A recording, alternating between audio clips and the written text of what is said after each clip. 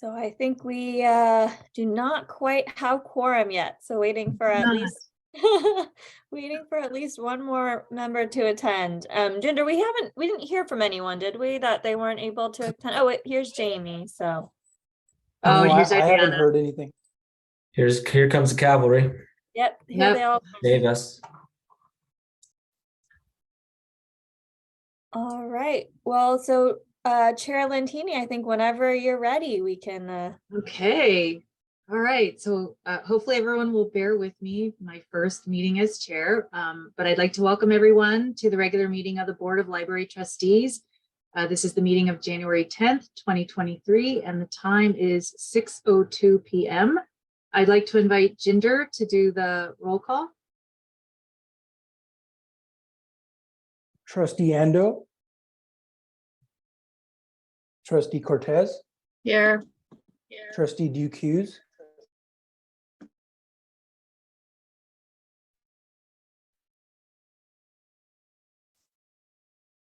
Trustee Duque.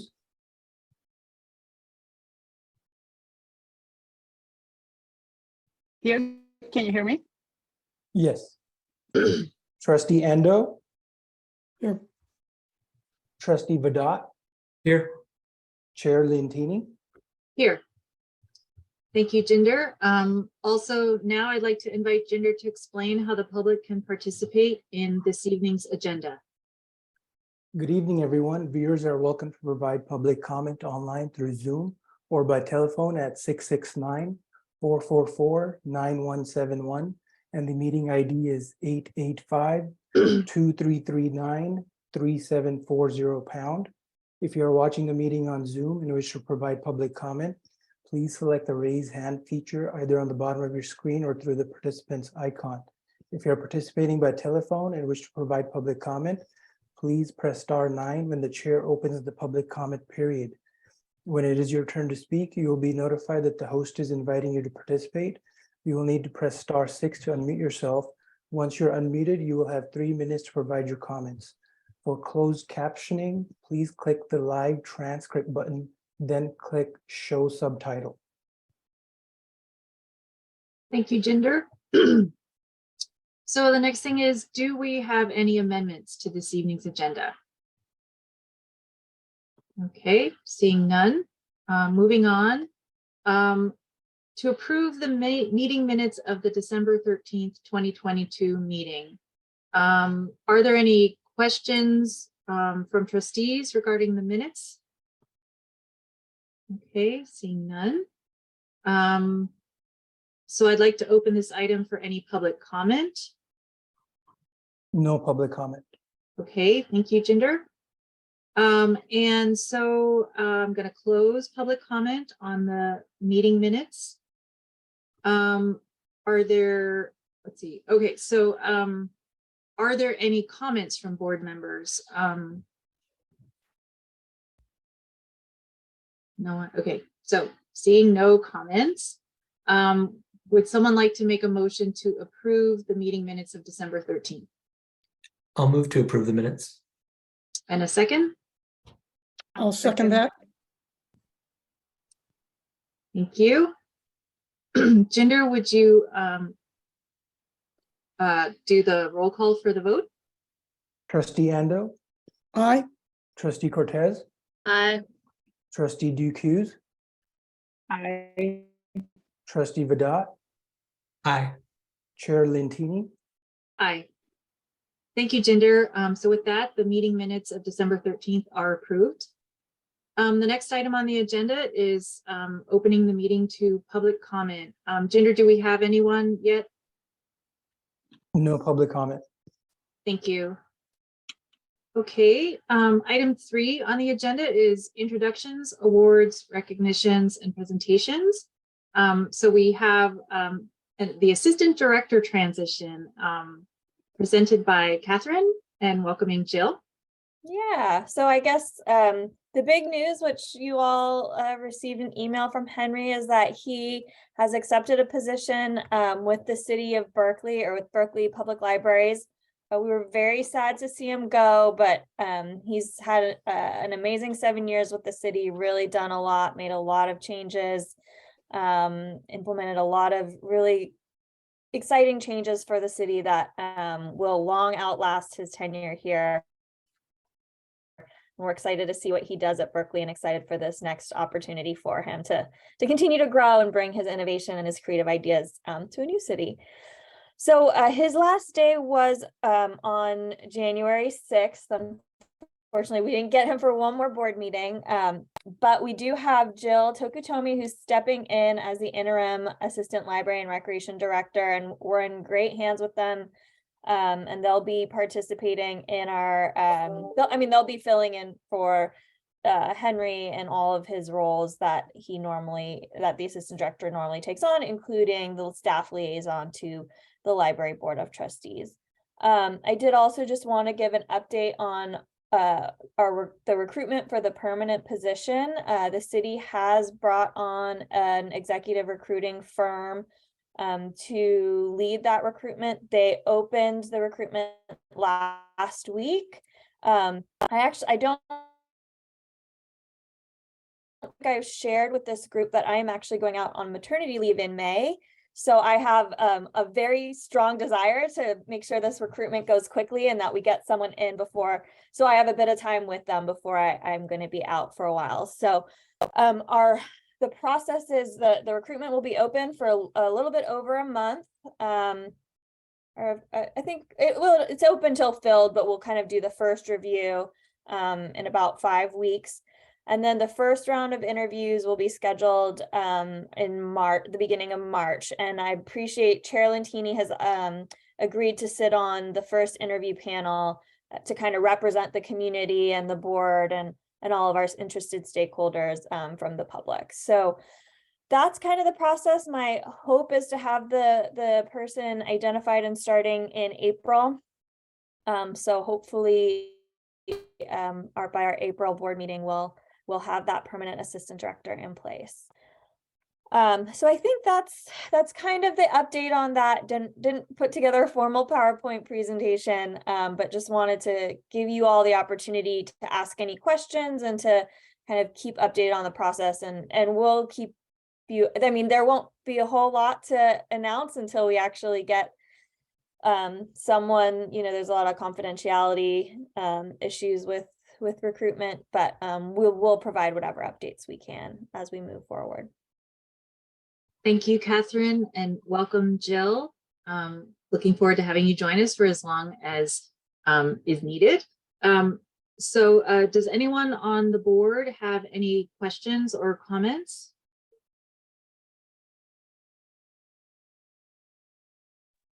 Well, just Okay. congratulations, Catherine, on your maternity leave. Hey, I'm like on Henry. No, okay. Yes, And yeah, thank you. Always happy to have Jill, who's just been an incredible resource since I've been part of this board, and really appreciate all that I've seen her do for the library. And so excited to have her join us for this time and hopefully in the future. Thank you, Jamie. Yeah, Henry leaves large shoes to fill, but we've got a great team that have a lot of confidence in our ability to keep moving forward in the great direction that we've been going. Any other comments? Okay, so then I'd like to open this item to public comment. And Jinder, do we have anyone yet? No public comment. Okay, thank you. I don't think we have any action to take on this other than the comments. So I'm going to move on to the next item, which is matters before the Board of Trustees. Item number 4, review of the Board of Trustees meeting schedule for 2023. So again, presentation from staff on where we left off and what we need to look at tonight. Okay, so I'll be presenting that. Let me just go ahead and share my screen. Good evening, everybody. Let's see. So, oh gosh. Let me go to present. I was trying to make sense of all the Just Cause guidelines. Okay, so we're going to start by reviewing the proposed meeting schedule, which is the easy part. And then we'll get into the transition into hybrid meetings, which is all based on the email that Jinder forwarded to you from our city clerk, Lindsay Lara. So I'm not quite sure where this was the proposed meeting schedule. I'm not sure if this is something that you all had worked together to come up with when Henry was still here, but this went out in the staff report. Jill, I Yes. don't, are you trying to share your screen? Oh, I'm sorry. Am I not sharing? No, we're not seeing it. Let me try again.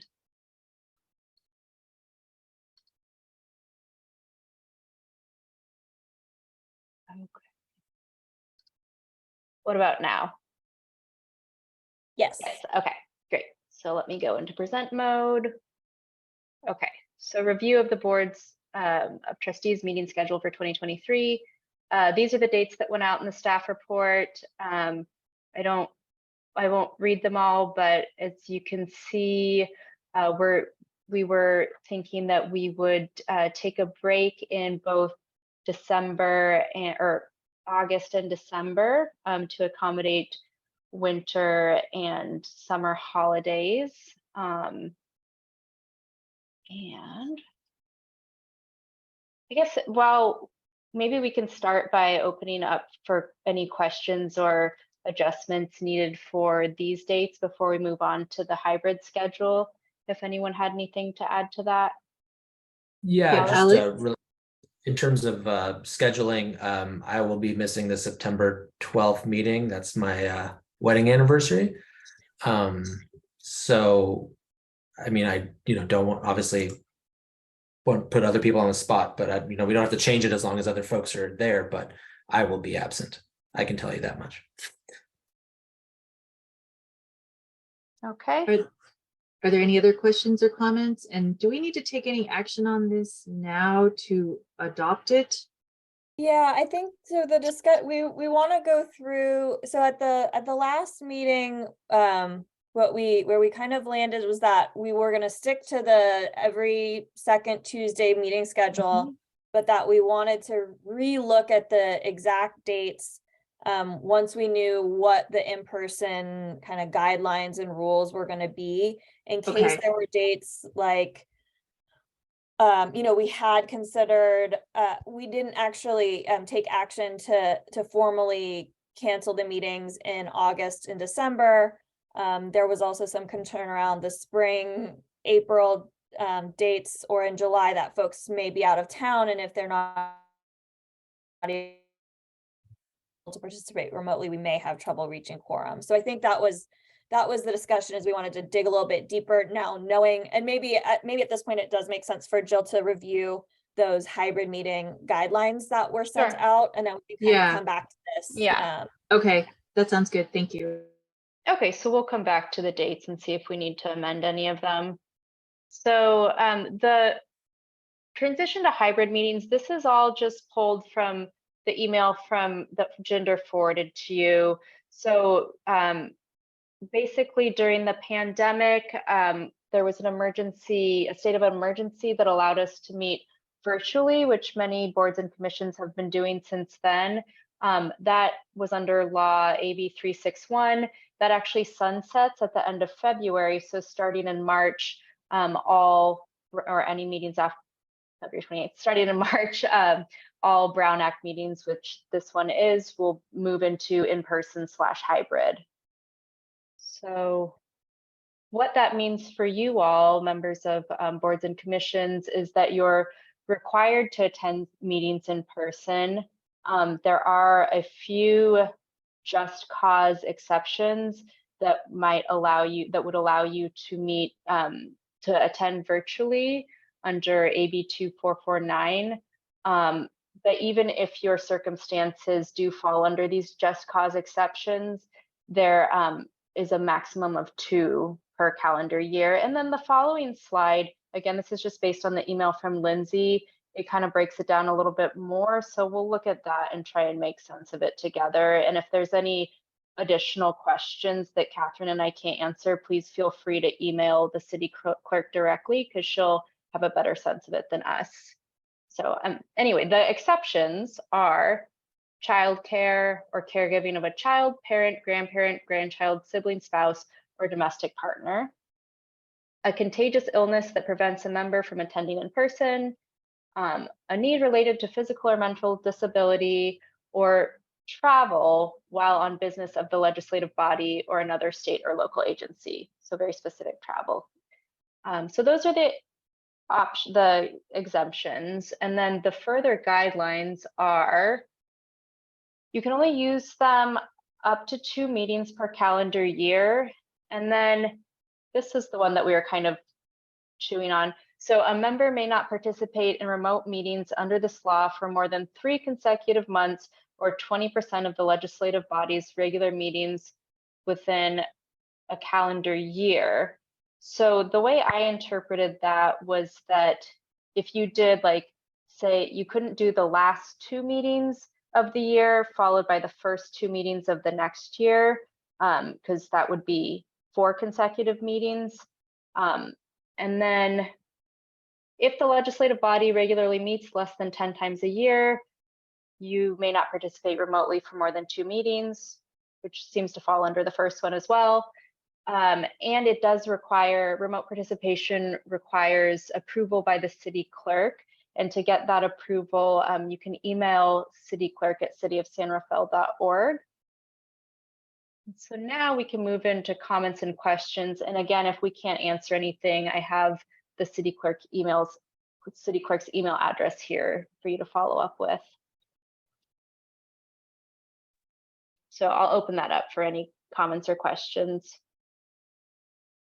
And maybe I can go back to those meeting dates so we can just have them in front of us while we do this. Jill, I'm just clarifying the just cause guidelines are coming from what entity? I believe it's state law. Is that correct, Catherine? That's my understanding as well. Because it's based in the Brown Act. Interesting. Okay, thanks. So the procedure would be, if we can't attend the meeting, then we will email the city clerk with a reason. If the reason gets approved as we can attend virtual because of those 4 or 5 cases, then we can attend virtually. If it falls out of those, we would be absent. That's my Yes. understanding.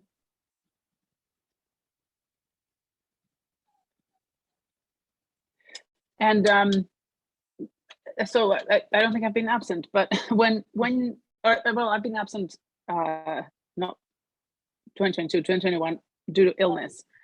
But are there, because there's also this rule, right, that if you're absent more than twice, but that's when you didn't give any notice, right? Yeah, So those if are we, unexcused absences. So if you're Yeah. sick or, have a planned vacation and communicate with us, those are not considered unexcused. okay, got it. Or you have a family event or an anniversary. Exactly. Really, you all are volunteers on this board where we understand there's a lot of life events that may be on the second Tuesday of the month. I'm really curious. Oh, sorry. Go ahead, Larry. I had a couple questions. First, March 7th is the first Tuesday, I believe, in March. Is that correct? I just want to make sure that, because my calendar will automatically. You're Do the correct, second. Larry. It should be March. That one should be March March 14th. 14th. Okay. And second, when there is not a quorum, as we had a couple months ago, and we showed up anyway, does that count as a miss? Because can you clarify what that counts as if we who show up but there's not a quorum, are we docked for that particular meeting? I'm not Larry, are you saying quite that sure if what you mean by docked, but if ideally, Oh, I guess I was just gonna say, if we know that there's not gonna be a quorum, we'll let everyone know and we'll reschedule the meeting. So hopefully we don't have folks showing up and then having to turn around, go back home. I think in the case where we do believe that everyone is there, is that we do believe that we will have quorum and we don't, only the person that didn't let us know they weren't coming, that would be counted as an unexcused absence.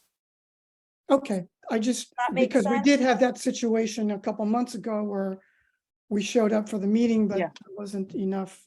Right, so no, so the folks that showed up or the folks that let us know they wouldn't be in attendance, that counts as that you're present. Okay,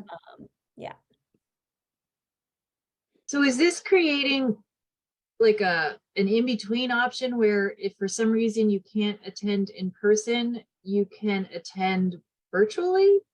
Only under the certain just Those cause certain conditions. conditions, Okay, yes. okay. And in general, you know, I think that our goal is to really have folks attend in person. It's Right. just not the same experience for you all or for the public. So that's I think that just cause exceptions are really kind of unique one-offs versus Mhm. something we'd encourage versus something we would want to see happening regularly. Jill or Catherine, I'm just trying to clarify because, so pre-pandemic, we never had any requirements of board members having to be at a certain meeting. If they weren't there, they weren't there. So I'm trying to understand, just for, I guess curiosity's sake here. It sounds like we're doubling down on something we never did before anyway, right? So I'm a Well, little more like confused. the expectation was always that folks would attend, and if they don't attend, they'll let us know that Right. they're not gonna be able to be in attendance, so that we don't show up and not have quorum, and then the folks that can't, we're not wasting folks' Right. time. So that's still the goal. If you aren't able to attend, we understand that there are life events that get in the way. Just please let us know, and that's kind of an excused absence. This, Jamie, if you're feeling like it's the just cause is pretty limiting, it's actually before people weren't allowed to participate virtually at all. So it's kind of freeing people up to still participate, even if they wouldn't be able to be there in person.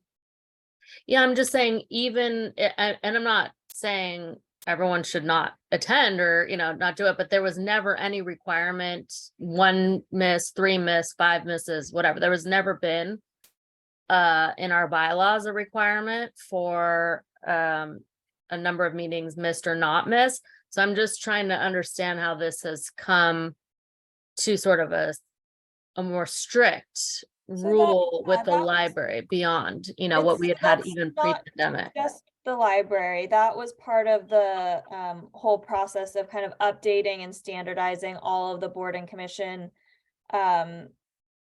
bylaws. And, to be honest, we were seeing instances in boards and commissions where we would have a commissioner that would attend 2 out of 12 meetings a year. And we didn't really have any way, if they still wanted to stay on, they could stay on until their Mhm. term was up. And, we didn't really have any way, and that can be incredibly detrimental to a board or commission because it affects quorum. It means that if other people are traveling, we can't meet. So it's really to try and avoid a situation where we have a commissioner or a board member who just doesn't show up at all and doesn't let us know. So it's really not intended to be punitive or to try and come across as like overly strict or restrictive. But it is to allow the city, if we do get into that situation where there is someone who is not attending, who's not participating, we have options to fill that seat with someone who does really want to contribute, or have the time and have the capacity to contribute. Hopefully that makes sense. But yeah, that wasn't part of this kind of moving back to in-person. That was part of those update to the bylaws that took place last summer. And that is the same for every board and commission throughout the city. Do we have a location in mind for when we go back to in person? Yeah, so we will, our plan at the moment, our plan is to be meeting at City Hall in the upstairs conference room that is set up for hybrid meeting capabilities. Thank you. Going back to that point about the it's unexcused or like uncommunicated absence, right? That we're trying to avoid, avoiding having everyone. I mean, even showing up virtually, you had to give up something to attend. So I like that when that came up in the summer, the 2 unexcused absences, it encourages for people to let the team know if we're not able to make it, right? So that they can determine, okay, so we're not going to have quorum, we can cancel. Is there a way that we can communicate that there could be communication in this group? Because, you know, it just for transparency, for speed, if somebody has a last minute thing that they have to, you know, it's going to be situations of being stuck in traffic or, you know, Yeah, so unfortunately, storms and things like that. this group is not able to communicate via email. It's considered a meeting. It would be considered a non-public meeting for you all to communicate about library board business with more than a quorum. That's why when we Great. email you, we have to put everybody in BCC. Yeah, Okay, is that what you were that's good to know. asking? Exactly, yes. So then we need to let you and the library director know. Is that right? And Ginger? Gender. Okay, Yeah, okay. So as long as you 3 receive the email, then you would be able to determine with enough anticipation whether we should cancel or go ahead. yes. And we track attendance very, very closely. Great. Okay, any other questions? So one last point is, I know we raised this before. So April 11th is a break from schools. I might have a childcare issue that week, and just wanted to see if others have issues that week that warrant the meeting being moved to another week because we won't have quorum. I don't have an issue. Does anyone else have an issue with April 11th? I'm available April 11th. So that what I'm asking is, if I'm absent on April 11th, Right. there's enough board members that could attend.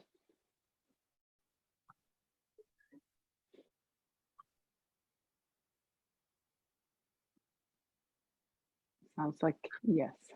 Okay, we'll take that as a yes, that everyone else, at least 3 of us, Sounds can like we can keep attend. that.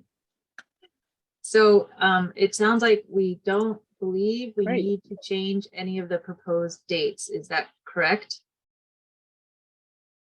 Yeah, it sounds like we don't, there aren't any other dates that we're concerned about quorum.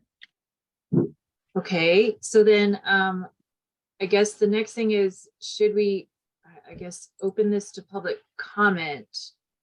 Do we have anyone from the public here, Ginger? No public comment. Okay, then I guess the first question would be, do I have a motion to approve the proposed schedule? I'll move to approve the proposed schedule. In a second? I'll I'll second. second. And Ginger, would you call the roll? All right, so we'll take trustee Duke Hughes as second. Okay. All right, Great. trustee Ando, Aye. trustee Cortez, Abstain. trustee Duke Hughes, Aye. trustee Vedot, Aye. chair Lentini. Aye. Okay, so that's motion passes to approve the proposed schedule. Catherine and Jill, is there any other action we need to take on this item? Nope, that was it. All right, moving on to item 5, a review of the Board of Trustees work plan for 2023. So again, staff presentation for this. And I'll be presenting this one as well. Let me just share a different screen now. Okay. Okay, so I'll be speaking about the proposed library Board of Trustees work plan for 2023. So background on this is, and I'm sure some of you like Jamie would know better about this background than I would, but starting in 2020, the board requested an opportunity to provide input on short-term and long-term objectives for the San Rafael Public Library. And then these objectives come together to form a work plan that helps the board and staff anticipate and balance items to be discussed on the agenda of each meeting. In 2020, the plan was drafted in February and then further revised in August in light of the pandemic. We've done work plans in 2021 and in 2022 that were presented to the board. So I have worked with Henry and Catherine to propose a one-year work plan for 2023. The goal is to inform the community of our shared vision and to provide you all with ongoing feedback regarding our facilities, programs, and services, policies, and allocation of resources. At this time, we're just seeking assistance in refining or amending the draft work plan. And then this will help generate agenda items for the coming year's board meetings. So I have the proposed plan, and this is all just things that we thought that you might be interested in talking about. It's a working plan, and if there's other topics that you're more interested in, there's spaces for those to be added or switched. So just this is a collaborative effort. So in January, which is today's meeting, obviously we're talking about the meeting schedule for 2023 and also the work plan. And the presentation, which Catherine already gave, is just about the leadership transition of Henry leaving. In February, we were planning on speaking about the MarinNet changes. So Dan McMahon, who was, Catherine, what's Dan's title? The direct System administrator, I the believe. system administrator for MarinNet is retiring later this month, and so MarinNet is the agency that helps maintain our shared library catalog between our consortium, and we are transitioning it into someone else taking on the interim role and hiring a consortium, or sorry, a consultant to look at staffing, potential different staffing models. So we'll have more updates on that in February to speak to. For these presentations, for the most part, I alternated them between after tonight's the different supervisors. So we have programming and promo, which is Basha, collections, which is Katie, and then outreach, which is Dan. So starting with Basha in February, I was hoping that they could speak about our cohesive visuals and branding across our 3 locations. March, we were wanting to give an update, a review of our updated open hours and pull door count data with a heat map to show when our most high traffic times are at all 3 locations. We had updated our hours, is it last year?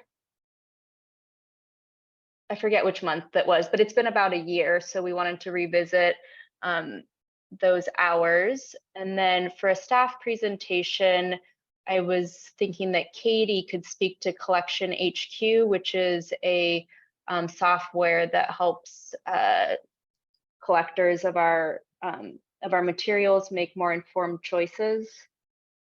April, we wanted to give an update on the downtown library renovation project. And then for a staff presentation, Dan can present about his efforts to provide outreach to older adults. May, we have an open space for any topics that are of interest to you all. And then that'll also be after the new permanent assistant director is in place, so we can speak again about a new leadership transition. June, kind of the kickoff of summer at the library, and we can speak to what our plan is for outreach, summer reading, and summer enrichment programs. And then I left the presentation open to just a new update on whatever is currently relevant about our library collections. June, for an agenda item, we were thinking of speaking about the automated materials handling, which I'm not sure if you've been briefed on before, but it would be like a system to streamline the materials as they're coming into the library. And then, sorry, this is July. And then I was thinking Dan could speak to summer outreach at schools. The past few years, we've had some targeted efforts at the school enrichment sites. August was a month that we aren't going to meet. September, revisit the BISAC classification system as opposed to Dewey Decimal. Staff presentation would be collections to be determined. And then in October, we could give an update on the Pickleweed Branch renovation project, outreach to be determined. And then in November, selection of commission chair, vice chair, and committee assignments, and then a review of the Board of Trustees meeting schedule for 2024. And then we'll speak about something to do with programming and promotion. So no financial impact of this action item. The recommendation is that you all just review the draft work plan and provide your input, and alternative action, any other thing that action as determined by the board. And then we can open it up for discussion. So I will go ahead and move between those two slides, and this was also given to you in a staff report. Feel free to chime in if you have any suggestions or topics that you want covered or things that are not of interest to you. And I did just want to emphasize that this is kind of a working document that throughout the year, as new projects emerge, or we may see, I mean, I'm even thinking in February, the update on MarinNet changes. We're going to see how that goes over the next month, and we may not have much to update you on, but we do expect at some point that that will be a topic we will want to discuss and share with you. So I think the timing of these are all topics that we foresee being relevant this coming year. The timing, exact timing of which may adjust based on what's actually happening and how things progress. But we did also want to hear from you all. I know on the staff report, there was a list of kind of additional items that we could foresee becoming more relevant that we may slot in to the agenda. And we also just wanted to hear from you all if there's anything specific missing or questions that you might have or feedback. Yeah, this is Alex. First of all, thanks to both of you and to Henry for putting this together. I know it's a lot of work to try to forecast ahead for the entire year. One thing I was pretty interested in, especially last year, towards the end of the year, Henry mentioned a grant he applied for and the library was able to receive. And I know we applied for matching funds for some of our renovation projects for Pickleweed, as well as the downtown library. I'd love, at some point, if at all possible, to slot in something about, what we can potentially do to, look for more grants on a more systemic basis or a more consistent basis. It was great to hear from Henry that we got this grant from, I think it was Pittsburgh Foundation. Yeah, and I think it'd be great if we could maybe, target something in a more consistent or systematic fashion. So I'd love to, have something on the agenda about the board reviewing something along those lines. Updates on grants, grants that we're seeking and grants that are available to us. Yeah. Yeah, that can definitely be worked in. And then the Building Forward grant is the one you were speaking to, that we got that we're matching, and that'll definitely be covered as we speak about the downtown and pickleweed renovation projects. Cool. Appreciate that. Thank you. I have a question sort of related to that. I think I remember at some point we are no longer, I guess, allowed to review like the financial information that Henry used to share. Am I remembering that correctly?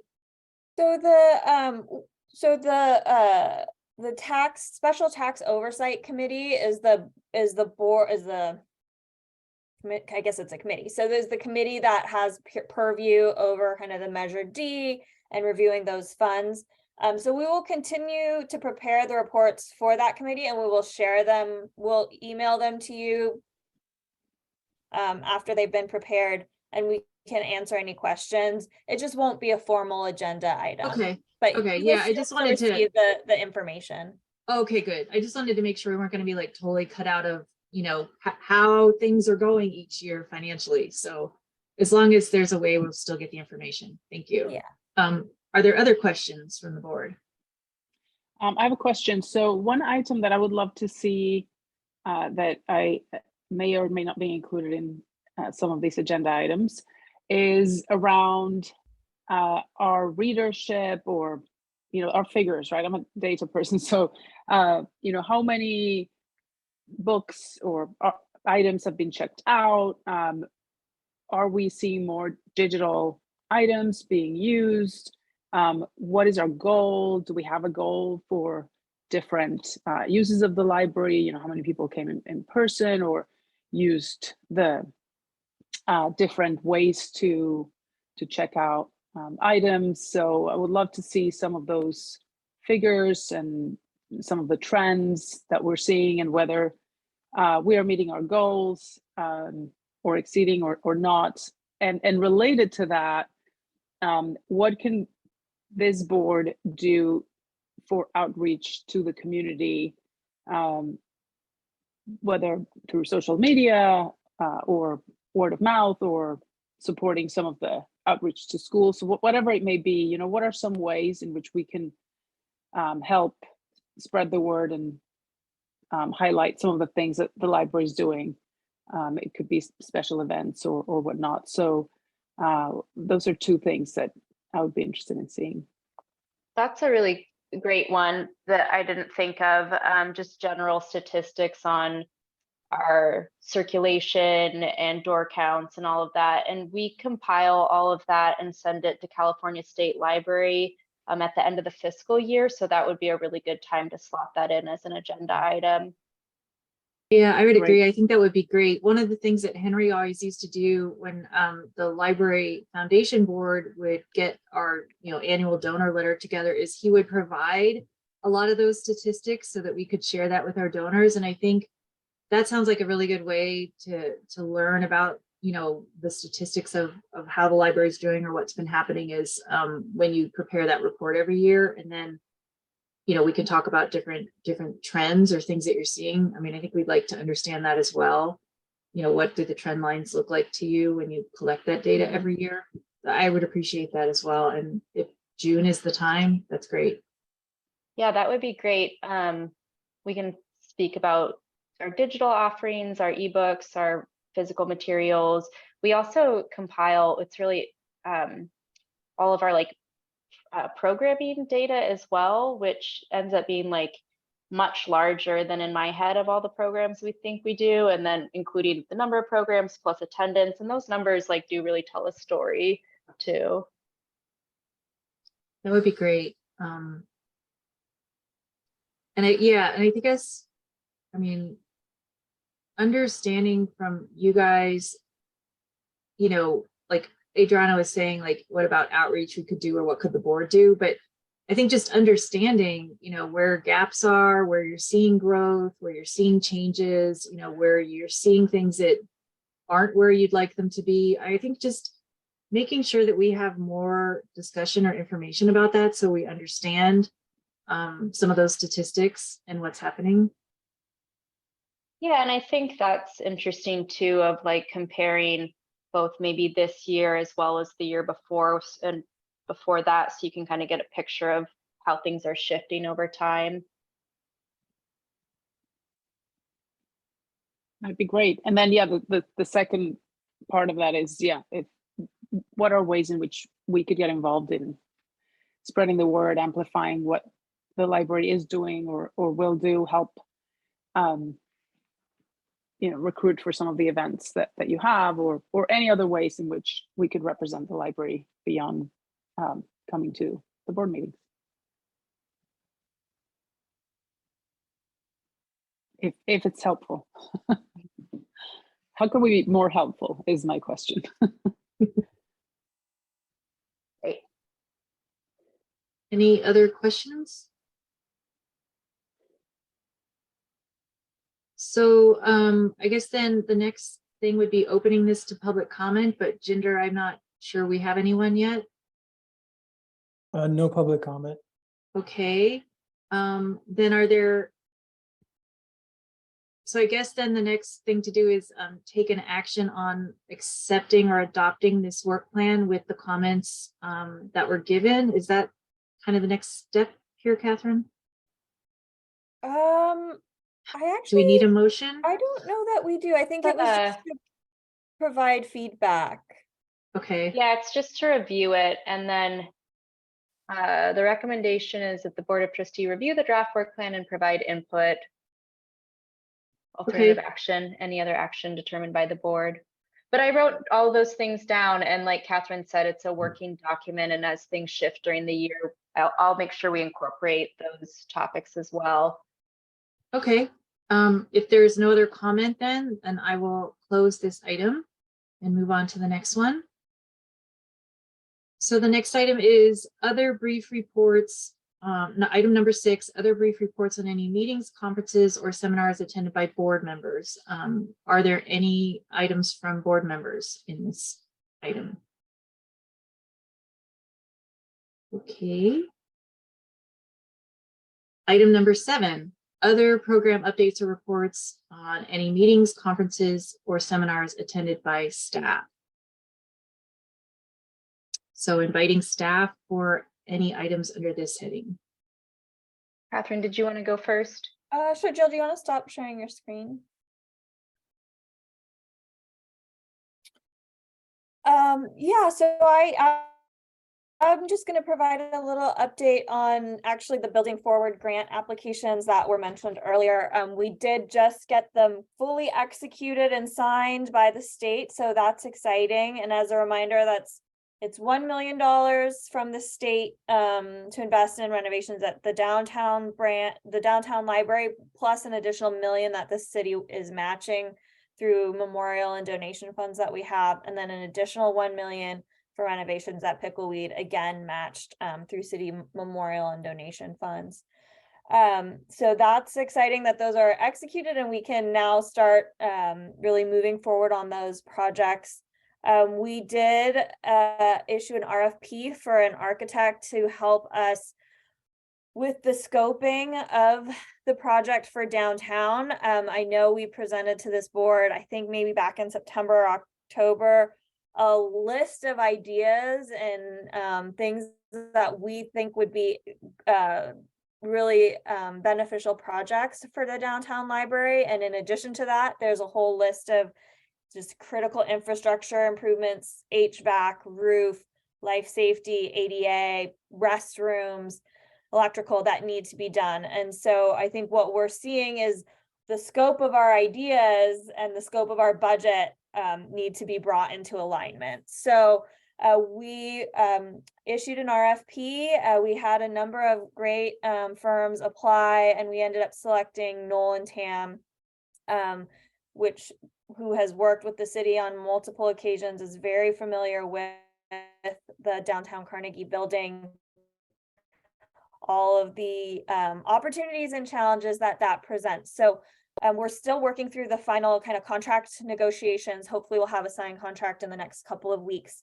And then they're going to kind of kick off with a process of really understanding what the things we're looking at and helping us to understand what our budget will support, and getting that final scope narrowed in on. And so we will be presenting a lot of that work to this board probably within the next few months, because we hope to, the timeline of the grants, we hope to move quite quickly and to get that scope done in probably April, so we can start moving on to actually contracting and like getting the construction documents and final design all together. So that's exciting, that hopefully we'll start to really see some progress on that in the next couple of months. And this board will be part of those discussions for sure. And then for the pickleweed project, we wanted to stagger the timing a bit. There's another large project grant funded project going on at Pickleweed Park that's kind of renovated. There's a lot of different improvements and amenities that are going to be added to the park. And so we're trying to kind of stagger the work that's going to be taking place at that facility. But we expect to do an RFP for an architect for that project in the spring. So I think that those are kind of the updates on those big projects at the moment. And I'll turn it over to Jill for some of the MarinNet meeting and a couple other updates from the library. Yeah, so on Thursday, January 5th, my second to last day, Henry and Catherine and I all attended the MarinNet Board of Directors meeting, and we spoke about overdrive collection development and how that fits into our shared work and budgets, because we all share one, catalog and collection, and it's we share one digital collection as well of ebooks, and so there's different libraries pay different amounts, so we're chatted about that a bit, and I think overdrive is the second highest circling branch, so it continues to grow each year, the demand for ebooks from the library. We reviewed the MarinNet budget. We discussed the Sierra migration, which I'll speak about in a minute, but part of the transition from Dan McMahon leaving, who was the system administrator, is he used to handle our Sierra, which is our giant database of patron and collection information. He used to handle that on an on-site server, and we're moving that to the cloud, and that's going to impact our whole consortium tomorrow. And we also accepted Jessica Trineri as interim system administrator. She's been a MarinNet staff person for as long as I've been at the library, which is at least 7 years, and she'll move into Dan's role. And we also talked about further succession planning. So she'll move into Dan's role on an interim basis, and we spoke about succession planning, and we will be hiring a consultant to look at what the staffing model for MarinNet might look like going forward. So that was our board meeting, our board of directors meeting. We were closed over the week between Christmas and New Year's. And during that time, staff were given the option to stay and work, so they didn't have to use their vacation time if they didn't want to. So this kind of tends to be a time of year where a lot of people are gone, but the building's closed, and it's a good time to take care of some projects. So some of those projects were that we did a huge shift of children's items in the children's room, and we also moved some physical items upstairs as well. So those were the most notable projects that staff worked on. And then just an update on that Sierra migration going from the local server to cloud hosted server. The way that'll actually impact patrons and staff tomorrow is that Sierra will be down. So that means that it'll be the morning. Hopefully it'll only be a few hours. More likely it'll be all day.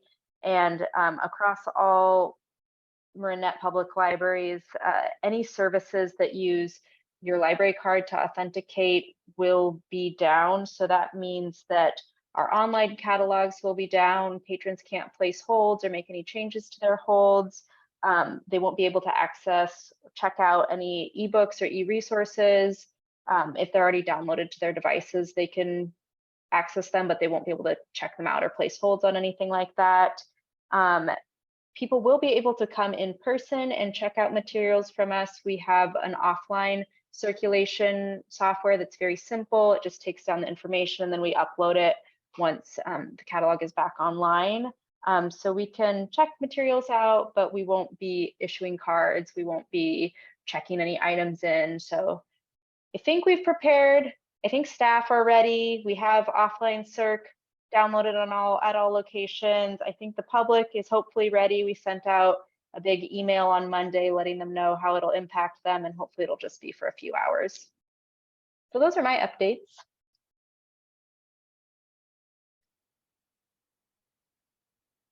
Thank you. Any questions or comments from the board?